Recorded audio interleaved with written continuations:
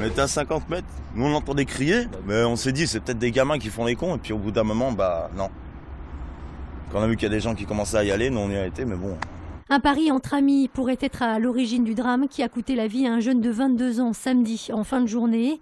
Ce dernier s'est noyé après s'être jeté depuis le pont Churchill. Depuis l'arrivée des beaux jours, ils sont plusieurs dizaines à se baigner ainsi dans le Rhône ou la Saône, souvent inconscients du danger.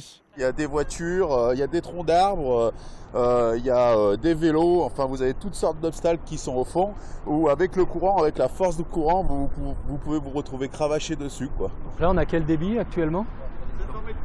500 mètres cubes secondes. Par rapport au débit, le courant, c'est d'ailleurs l'une des principales causes à l'origine des noyades. Le Rhône reste un fleuve sauvage, atteignant par endroits comme ici 17 mètres de profondeur. Et face aux risques accrus, notamment en cette période estivale, les pompiers ont décidé de redoubler de vigilance. Donc c'est une opération qu'on effectue les vendredis soirs et les samedis soirs compte tenu de la fréquentation des berges pour veiller à ce que les mesures de prévention soient appliquées et éviter l'accidentologie. Interdite depuis 2001, la baignade représente pourtant près d'une centaine d'interventions chaque année pour les pompiers.